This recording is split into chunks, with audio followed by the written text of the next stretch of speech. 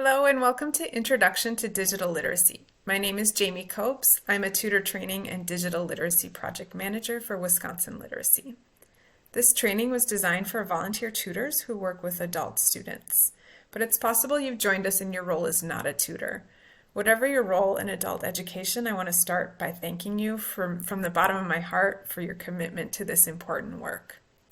Wisconsin Literacy offers free trainings with support from a number of different Wisconsin state departments. If you have an opportunity to talk with your local legislator, please thank them for their support and commitment to adult and family literacy. Before we begin, I want to mention a few logistics. Below this video in the description, you'll find linked two things. One is a viewing guide that you can download or print. You can pause the video, you can rewatch parts of the video at any time and take notes on this viewing guide. From time to time, I will also prompt you to pause and answer a corresponding question. Also linked in the description below this video is an online assessment. This is meant to check your understanding of the ideas in this video and also to serve as a record of your completion of this training. Our objectives for this training are to be able to define digital literacy, explain why we need to teach digital literacy, address common tutor concerns, and then complete that assessment that I mentioned at the end. I want to start today by taking a minute to reflect on just how much our lives have come to depend on the internet and digital technologies. You can pause the video now and create a list of any activities that come to mind. This corresponds to question 1 on your viewing guide. All right, let's see if our answers match up. The first area that I'll talk about is shopping.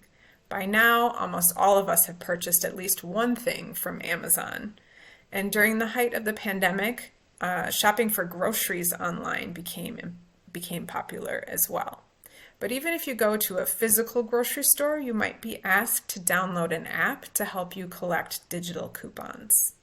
And I'll let you know that just the other day, my kids asked me, "Mom, what's a mall?" So all they know is online shopping. Entertainment is another area of our lives that's become digital. Streaming services like Netflix and Hulu have become popular for movies and TV. And while I'd like to think that there will always be a market for vinyl records, purchasing and downloading digital forms of music has become the norm. Finance is another area where our lives have become increasingly digital. We can do online banking, we can do direct depositing of our paychecks, bill payment, we can pay our taxes online, and I'm noticing that some companies are even charging customers who don't go paperless these days. Health is yet another area. We can make appointments and communicate with our providers via health portals. We can renew prescriptions, access our immunization records and test results, and conduct telehealth appointments, all online. Travel is another area that's fairly digital. Paper maps are just not common anymore. Most of us rely on a GPS app to get us from place to place. And if you're traveling cross-country, highway toll systems now are paid online as well. Education is probably an area that you have on your list. In addition to watching this training online, lots of classes can be taken online. Standardized tests like the GED are now online. The citizenship interview will soon be conducted with the help of a tablet and a stylus. And if you're in the position to support K-12 students, records like attendance and grades are kept online, and parent-teacher conferences can even be online. And finally, work is an area that has become digital for us. Most employers now require resumes and job applications to be emailed or uploaded to a database and not to be delivered in person. On-the-job training and upskilling or continuing education opportunities are often digital as well. So as you can see, digital skills are a necessity for full participation in society. Our adult students may not come to us requesting digital skills or even use the word digital literacy. Often their goals are going to sound like the activities on this slide. I want to be able to help my student with school. I want to be able to find a better job. It's up to us to teach the digital skills required to achieve these goals. So what is digital literacy? Here is the official definition from the American Library Association. Digital literacy is our ability to use digital technology to find, evaluate, organize, create, and communicate information. This slide corresponds to question 2 on your viewing guide. Whenever we're defining a concept, I think it's really helpful to not only say what it is, but what it is not. Digital literacy is not a destination. When we use the word literacy, it sometimes implies that there are only 2 options. Either I am literate or I am not literate. But digital skill building is more of a continuum. We are always learning because technology is always evolving. Therefore, we will all have opportunities at different times in our lives to be both students and teachers of digital skills. Because digital literacy is not a destination, it's impossible to say that a person has arrived, or here's what it looks like to be digitally literate. It's going to be different for everyone depending on their goals. One thing that we do know about digital skill building, however, is that it requires learning both technical and critical thinking skills. So here are some examples of that. A person might be able to say, I can search for information on the internet, which is the technical skill, and I can evaluate if that information is trustworthy. That's the critical thinking skill. I can connect to Wi-Fi is a technical skill, and I can decide when it makes sense to connect to Wi-Fi is the critical thinking skill. I can create, download, save, and open files are technical skills. I can organize and name those files so they can be found again is a critical thinking skill. And one last example of what a person who's digitally literate might be able to say, I can log into a password protected site, and I can create a strong password and system for remembering it.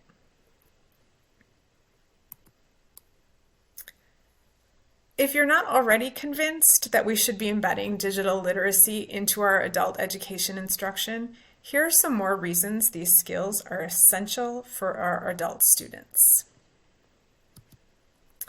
This graph comes from a National Skills Coalition report conducted in February of 2023.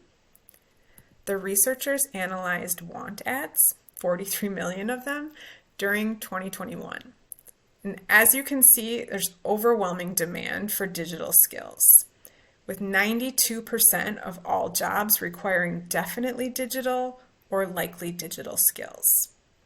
The study defined definitely digital skills as those that mentioned tools or programs such as Microsoft Excel or Python language. An example of a likely digital skill would be when a want ad listed bookkeeping or survey design, which can be conducted on paper, but is most likely done digitally. This slide corresponds to question 5 on your viewing guide. Increased digital literacy can also increase our adult learners' economic security. If a worker who was previously employed in a job that required 0 digital skills is able to move into a job that requires a definitely digital skill, their hourly wage would rise by 23%, or more than $8,000 a year. This slide corresponds to questions 6 and 7 on your viewing guide. You can pause now to take some notes. So we know that 92% of jobs require digital skills, and we know that digital skills can raise a person's earnings. But there are barriers that we need to help break down as tutors. According to Digital Us, 18 million households in America do not have internet access. 32 million American adults can't use a computer. And 1 in 2 Americans aren't comfortable using technology to learn. This slide corresponds to questions 8 through 10 on your viewing guide. The gap between those who have affordable access, skills, and support or resilience mentioned on the last slide and those who do not is called the digital divide. The populations most impacted by the digital divide are the same populations that we serve in adult education, including people with language barriers, people from some racial or ethnic minorities, people who live in low-income households, people who live in rural areas, people with disabilities, aging people, and justice-involved populations. We can help provide access, teach digital literacy skills, and model behaviors and attitudes that cultivate resilience and empower our students to use technology for lifelong learning. Despite knowing what digital literacy is and the reasons we should be teaching it, I want to acknowledge that you probably still have some concerns or questions. I encourage you to pause the video and reflect on what, if anything, is currently preventing you from teaching digital literacy to your adult learners. This corresponds to question 13 on your viewing guide. I'll try to address some common tutor concerns here, but if yours don't get addressed in this video, please speak with your program's tutor coordinator or reach out to Wisconsin Literacy directly to continue this conversation. The first concern I'll address is you might be thinking, isn't digital literacy what you learn in a computer class? I don't teach computer classes. But what we know from adult learning theory is that integration is a more effective way to teach and learn a skill. So when you can integrate a digital skill with what you're already teaching, your students are going to understand better the relevance of that digital skill and how and when to apply it. It's also a great way to honor students' busy lives so that we don't require them to come for both a computer class and an English class or a GED class. Here's some examples of how digital skills might be woven into what you're already teaching. This one's fairly obvious. If you have a student coming for some workforce skill development or wanting to find another job, they're going to need some digital skills. For example, creating and editing a resume or searching for jobs using filters on an online site. But even if you're teaching beginning literacy or alphabetics, you can pre-teach some technology vocabulary. For example, C is usually for cat, but C is also for computer, and M is for mouse. If you teach English as a second language, here's an example of an embedded digital literacy lesson. The English skills, we're teaching job vocabulary and grammar like does and doesn't. For example, in the picture on the right, does she work in a fire station? Yes, she does. No, she doesn't. The student was also working concurrently with finding a job. So they were talking, the digital skill was professional email usernames. Two seemingly unrelated skills, but with a little thought and planning, you can integrate or weave those skills together by asking, does she have a professional username? Yes, she does. No, she doesn't. And a last example of integrating digital skills with other content, in the GED, when you take that test, being able to read a graph is a required skill. You can enrich and extend your students' learning by asking them to create their own graphs using digital software.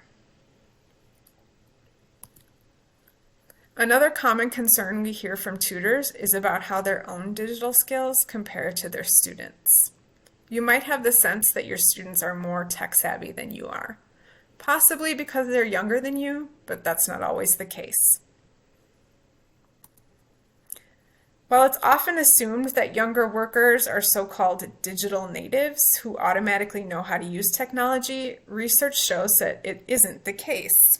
Take a look at these bars in green. An earlier study by the National Skills Coalition found that fully 25% of workers with no digital skills and 29% of those with very limited digital skills were between the ages of 16 to 34. One reason for this is that younger workers, like their older peers, often have fragmented knowledge. So they're comfortable with some digital skills, like sending a text message or making a TikTok video, but not comfortable with others, such as creating a spreadsheet. For this reason, it's especially important as tutors that we provide opportunities for our students to build from the skills they have to the skills that they need, and that we avoid age-related assumptions and stereotypes. If you're not feeling confident about your own digital skills, remember that technology is always evolving. So when we teach digital skills, we have to give up this idea of teacher as expert. You and your student can be co-learners. Being able to say, I'm not the expert, I don't have all the answers, but let's find out together, can be incredibly liberating and anxiety reducing for both you, the tutor, and your student. The last concern I'll address here is a question many tutors ask. So, how do I teach digital literacy? The answer to that question is for a different training. You've almost completed this training here, Introduction to Digital Literacy. It serves as a prerequisite for a series of trainings that Wisconsin Literacy offers, including this one here, How to Teach Digital Literacy, which will introduce you to some best practices for instruction. Also, to the left of that, we have a course called Tutoring with North Star Digital Literacy, which will introduce you to North Star, an online digital literacy curriculum. And finally, there's an advanced workshop where you will get practice designing lessons that integrate both digital literacy instruction and your content instruction. Thank you so much for watching this training. Don't forget to complete the assessment linked in the description below. Remember that that assessment is to demonstrate your understanding of this video and also serve as a record of your completion of this training. Thanks so much.